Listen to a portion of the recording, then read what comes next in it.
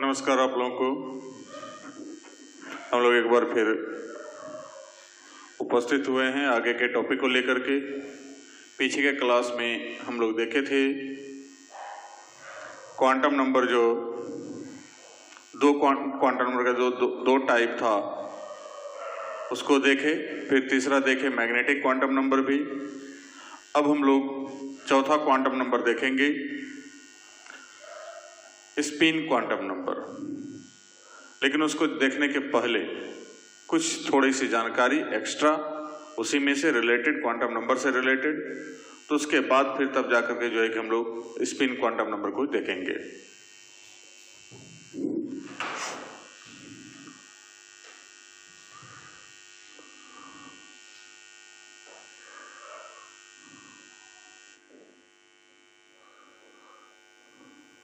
Note, पहला number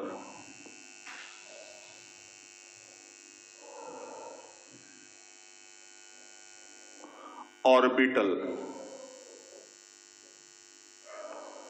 also can be represented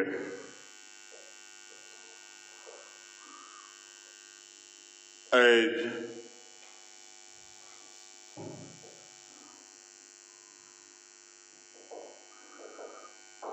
box के रूप में।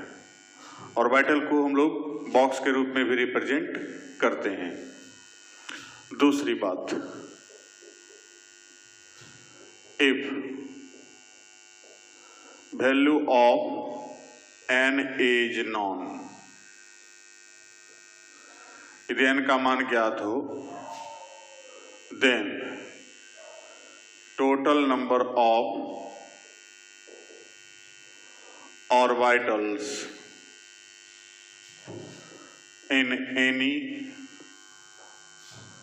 orbit equal to n square। एक ऑर्बिट में मैक्सिमम कितना ऑर्बिटल होगा, तो वो कितना के बराबर होगा, n स्क्वायर के बराबर, यदि n हमको पहले से मालूम रहे तब। कि जैसे यहाँ पर हमको लोग देखते हैं फॉर फोर्थ ऑर्बिट, तो फोर्थ ऑर्बिट के लिए n equal to 4, therefore number of orbitals equal to n square, तो 4 का स्क्वायर इक्वल टू 16। तो 16 ऑर्बिटल्स जो है कि पाया जाएगा फोर्थ ऑर्बिट में। चौथी कक्षा में ऑर्बिटल की संख्या कितनी होगी, 16। अब हम लोग अल्टरनेटिव मेथड से भी इसको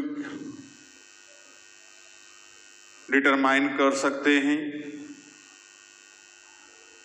अल्टरनेटिव मेथड में क्या होगा कि n इक्वल टू 4 है, तो l इक्वल टू 0 होगा, l इक्वल टू 1 होगा, l इक्वल टू 2 होगा और l इक्वल टू 3 होगा। 0 होगा तो m का मान तो 0, मतलब 1 ऑर्बिटल। यहां m का मान -1, 0, +1, तो यहां पर हो गया 3 ऑर्बिटल्स।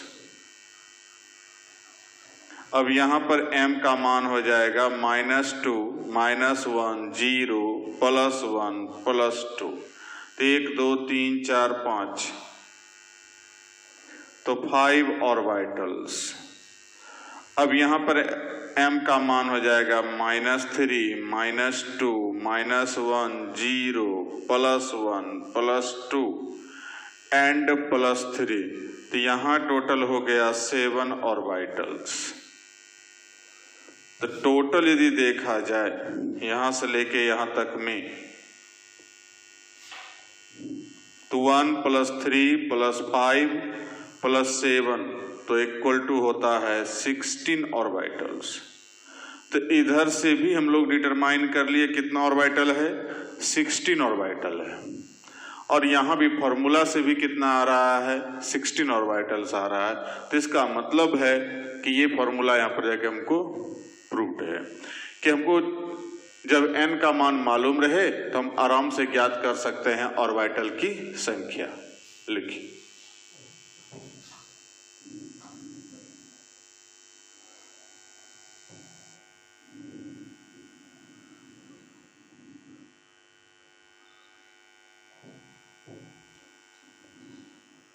हो गया।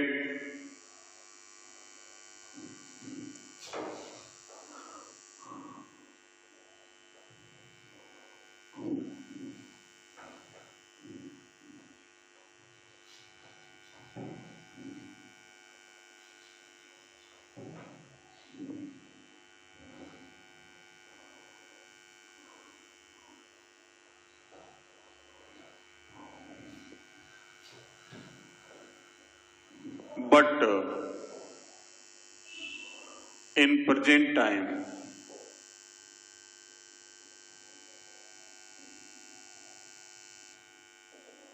this formula is not valid for higher orbits.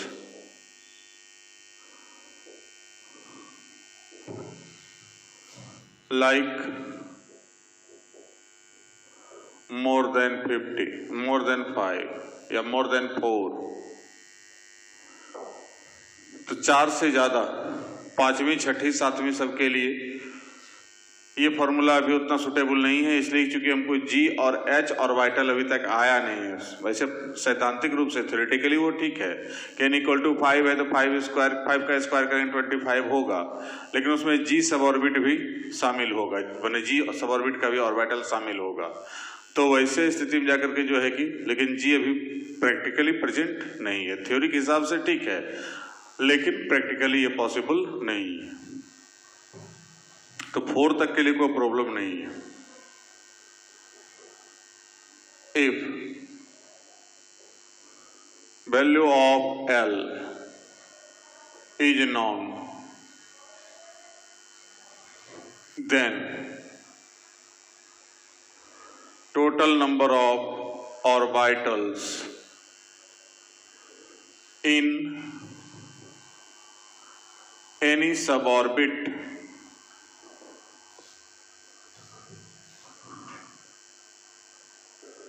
is equal to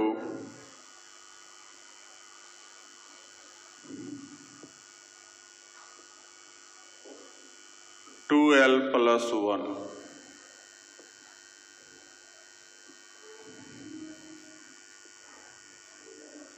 example के लिए फॉर P सब ऑर्बिट L = 1 होता है, तो therefore total number of orbitals, तो 2L + 1, तो 2 × 1 + 1 3। फॉर D सब ऑर्बिट किसी के लिए भी निकाल, इसमें कोई दिक्कत नहीं है। L = 2, total number of orbitals = 2L + 1, तो 2 × 2 + 1 = 5। तो इस प्रकार से हम लोग देखते हैं कि जैसे यहाँ पर जाके हमको L का मान मालूम होता है तो हम आराम से ज्ञात कर सकते हैं। अब इसको हम लोग अल्टरनेटिवली भी ज्ञात कर सकते हैं, इसके लिए कि L = 1 है तो M = जाकर के जो हो जाएगा -1 0 + 1। तो यहाँ भी देखते हैं कि हम लोग का 3 ऑर्बिटल्स, यहाँ भी 3 ऑर्बिटल्स है। तो दोनों ही स्थिति में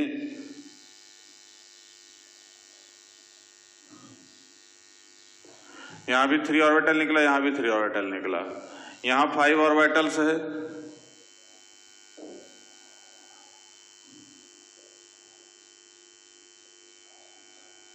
और यहाँ भी हम लोग निकाल सकते हैं कि L इक्वल टू 2 है तो M इक्वल टू -2 -1 0 +1 +2, तो यहाँ कितना है 5 ऑर्बिटल्स।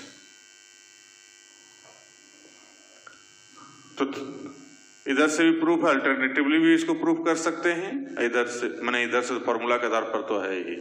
तो इस प्रकार से आकर के जो है हम लोग को यदि L का मान मालूम है तो ऑर्बिटल की संख्या मालूम कर सकते हैं। लिखिए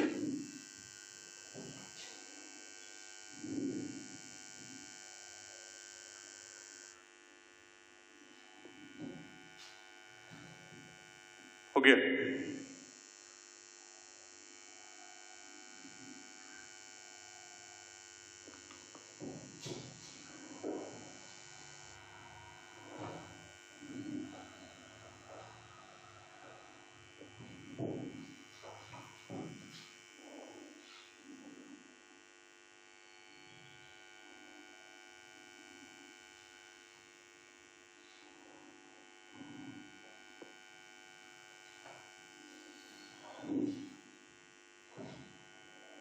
चौथा number, in any orbital maximum 2 electrons can be kept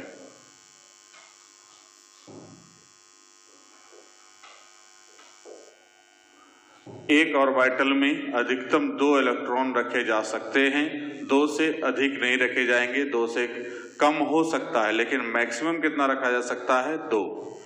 अब यहां पर हम लोग ज्ञात कर सकते हैं कि जैसे यहां पर हम लोग दे दें वैल्यू ऑफ, पहले यहां दे दें सब ऑर्बिट,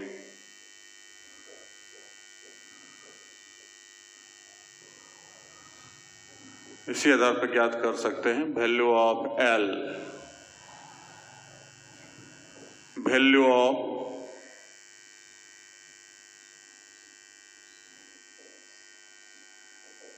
M,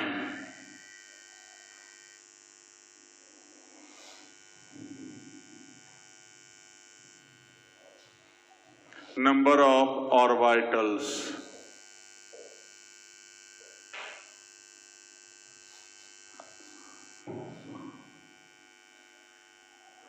तो यहां तो हम लोग 2L + 1 से निकाल सकते हैं, और मैक्सिमम नंबर ऑफ इलेक्ट्रॉन्स,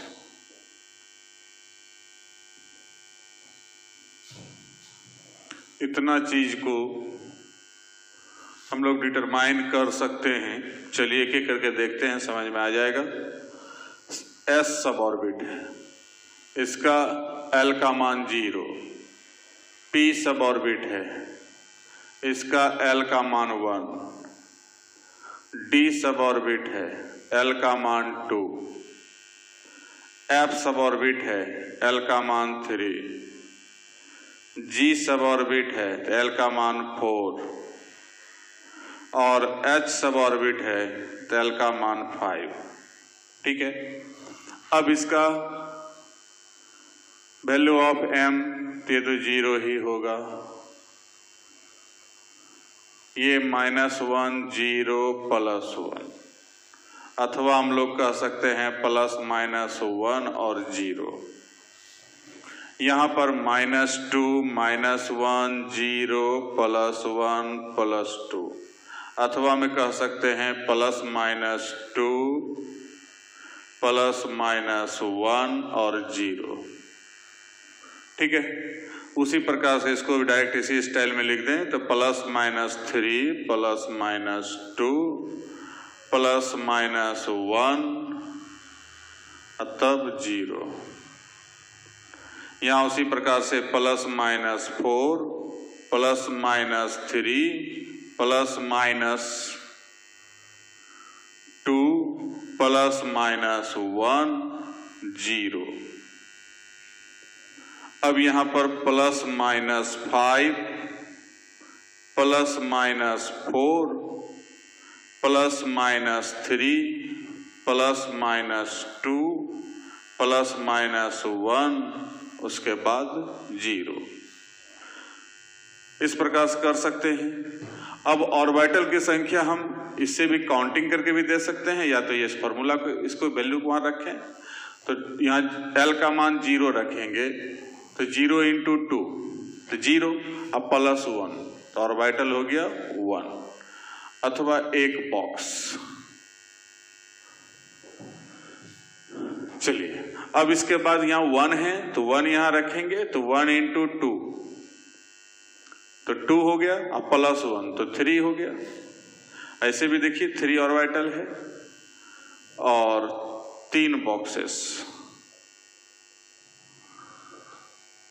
इसमें देखिए 5 बॉक्सेस, इसमें 7 उसी प्रकार से,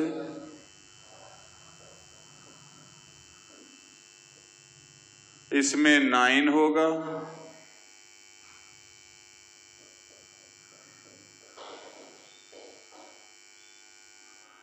और इसमें 11 होगा, अर्थात 11 बॉक्सेस।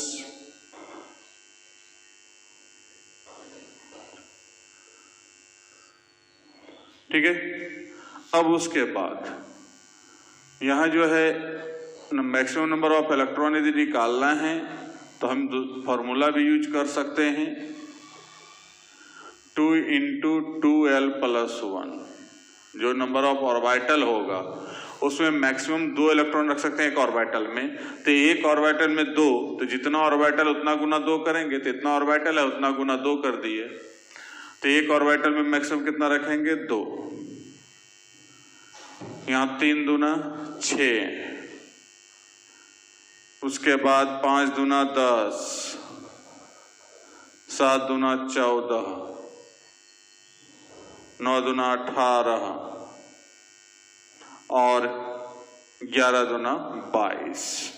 तो इस प्रकार से हम लोग मैक्सिमम कितना इलेक्ट्रॉन रखा जा सकता है ये हमको मालूम हो गया। तो एक ऑर्बिटल में मैक्सिमम इलेक्ट्रॉन रखने की क्षमता कितनी होगी ये हमको इलेक्ट्रॉनिक विन्यास दर्शाने में मदद दे करेगा। लेकिन तत्कालिक हम लोग को यहाँ पता चल गया कि एक ऑर्बिटल में मैक्सिमम कितना इलेक्ट्रॉन रखा जा सकता है, तो ये कंफर्म हो गया। ठीक है। तो यहां पर आपको S सब ऑर्बिट मैक्सिमम 2, P में मैक्सिमम 6 से कम हो सकता है, लेकिन P में कभी 7 देखने को नहीं मिलेगा, P में कभी 8 देखने को नहीं मिलेगा, D में मैक्सिमम 10 है, 11-12 कभी नहीं मिल सकता, F में मैक्सिमम 14। तो हमको F तक ही जानकारी रखना है, G और H जो है फ्यूचर के लिए है, अभी हमको इसका रिक्वायरमेंट नहीं है, इसलिए उतना दिमाग लगाने की जरूरत नहीं है। लिखिए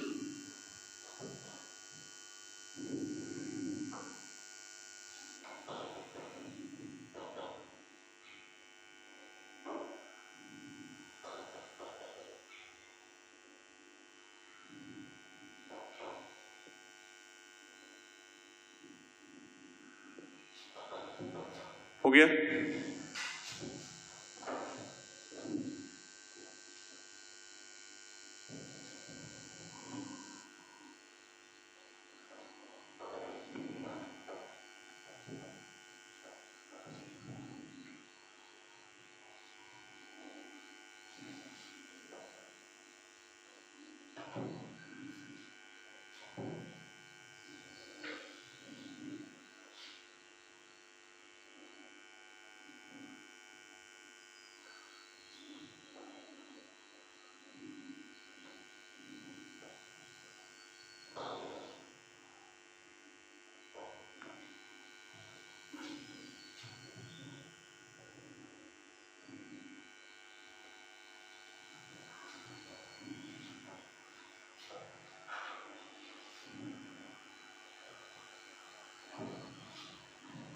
अब हम लोग देखते हैं चौथा quantum number, spin quantum number.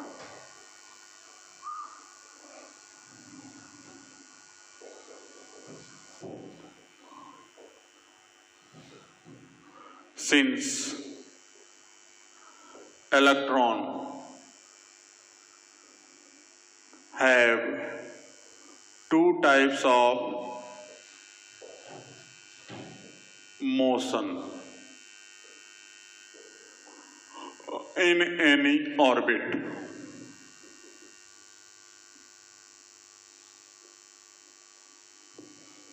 A number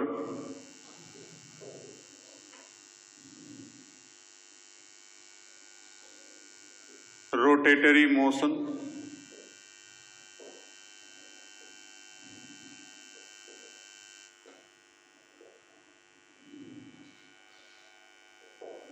electron moves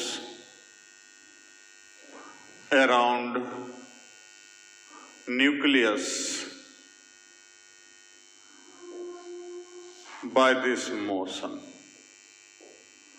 इस मोशन के सहायता से इलेक्ट्रॉन नाभिक के चारों ओर चक्कर लगाता है। दूसरा spin motion,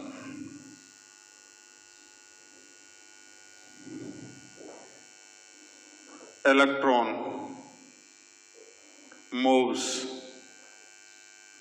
around its axis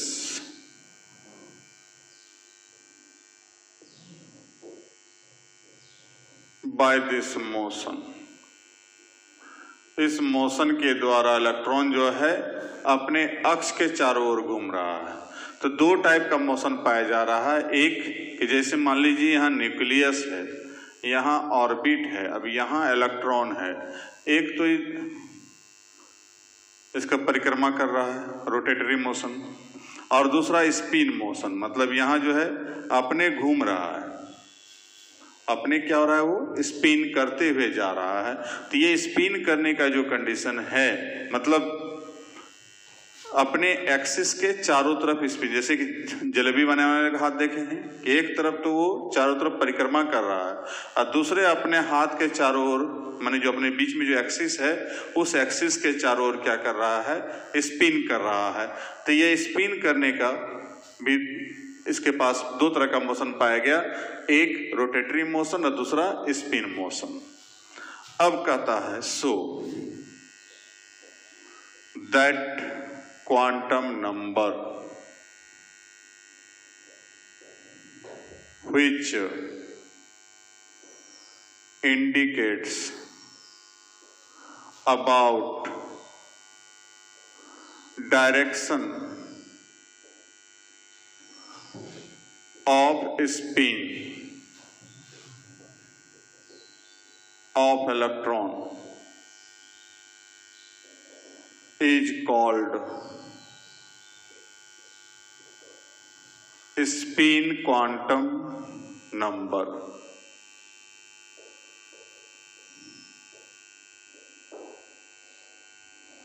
कहता है कि वैसा क्वांटम नंबर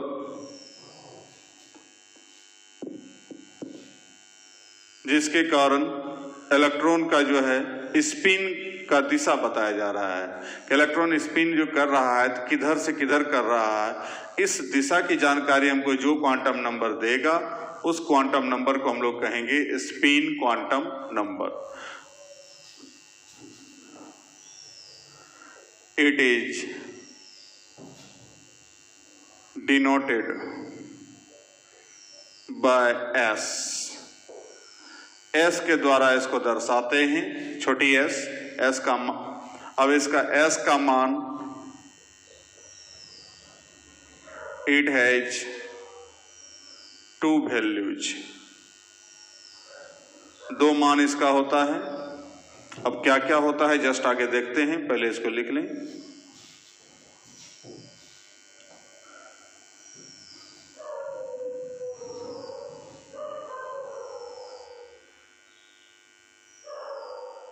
हो गया?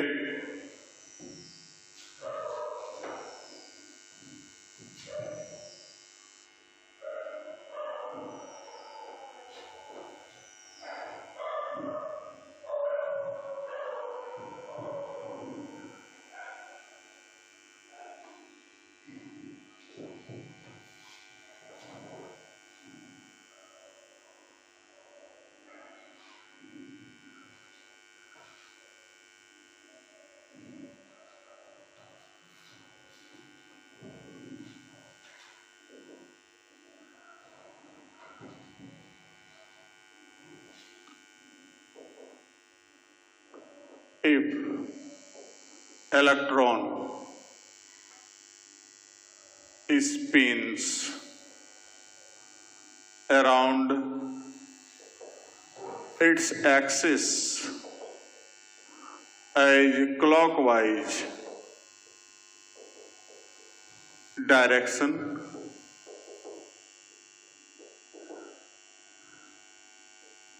then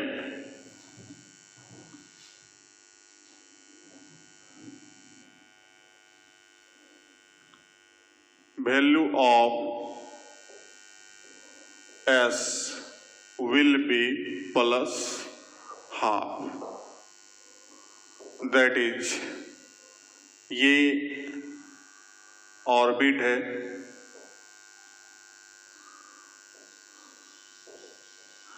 इलेक्ट्रॉन यहाँ है, ये न्यूक्लियस है। अब ये इसका एक्सिस है। अब इस एक्सिस के चारों तरफ यदि वो क्लॉकवाइज डायरेक्शन में घूम रहा है, स्पिन कर रहा है, तो यहां पर will be equal to plus half. ठीक है। दूसरा, if electron spins around its axis as anti-clockwise,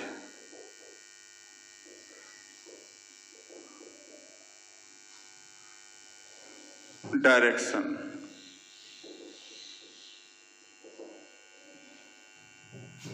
then value of S will be minus half. That is, उसी स्टाइल में हम लोग देखें कि यहाँ ऑर्बिट है, यहाँ न्यूक्लियस है,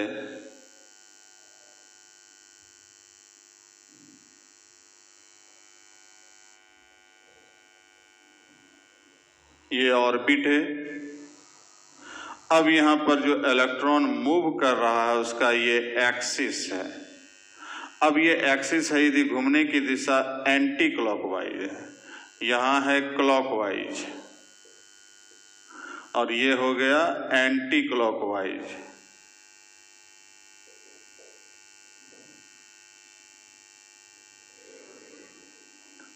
तो तब value of S will be equal to minus half.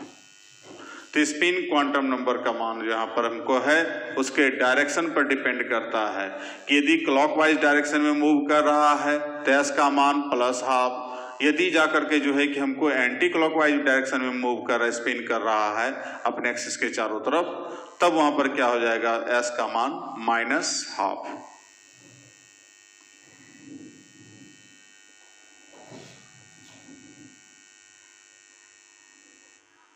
हो गया।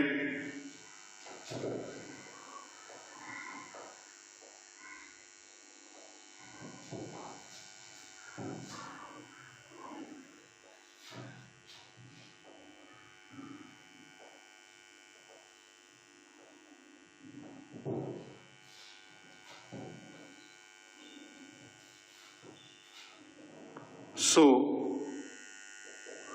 in each orbital present both electrons have different types of spin। जैसे यहां पर हम लोग